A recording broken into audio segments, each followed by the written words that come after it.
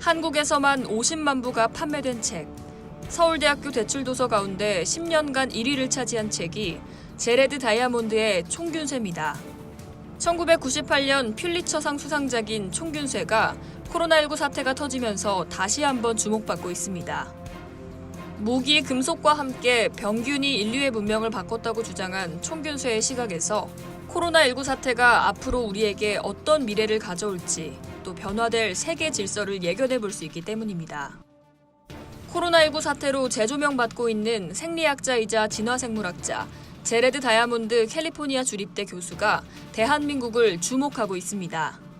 그는 코로나 팬데믹으로 인한 대혼란 속에 일본은 한국의 코로나 방역을 배워야 한다며 일본 언론과의 인터뷰에서 쓴소리를 뱉어내기도 했습니다. 유럽은 유익한 조언은 비록 그것이 악마의 것이라도 따라야 한다는 말이 있는 반면 일본은 그렇지 않다는 겁니다.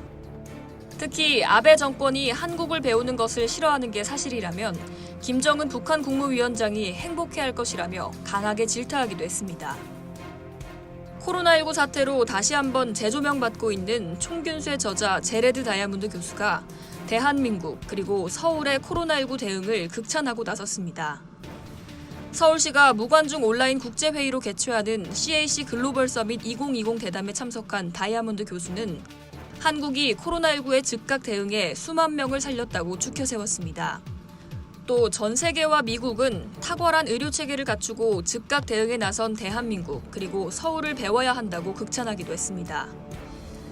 특히 다이아몬드 교수는 한국이 코로나19에 비교적 잘 대처할 수 있었던 배경으로 국민 정서를 꼽았습니다.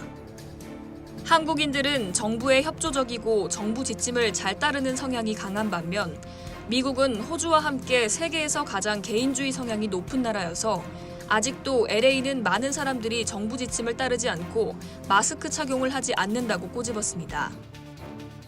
대한민국 국민들의 높은 시민의식을 유명 석학이 인정해준 겁니다.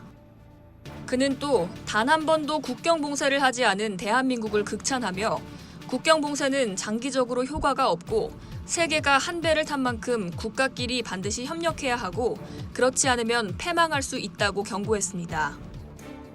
코로나19가 전 세계를 강타하면서 우리 사회 전반에 만연해 있던 불평등이 민낯을 드러내고 있는 상황.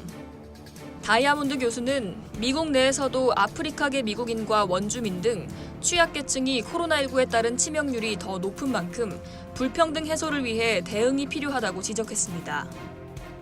그러면서 한국이 하고 있는 긴급재난지원금과 자영업자 지원, 전국민 고용보험 추진 등은 불평등 완화에 도움이 되고 이러한 사회 안전망은 지금보다 2배 더 확대시켜야 한다고 강조했습니다. 그동안 전례 없던 코로나19 여파 속에 전 세계가 우왕좌왕 대혼란을 겪고 있는 가운데 대한민국의 뛰어난 선진시민 의식과 서울시의 뛰어난 전염병 대응 노하우를 전 세계가 주목하고 있습니다. 이상 여의도튜브였습니다.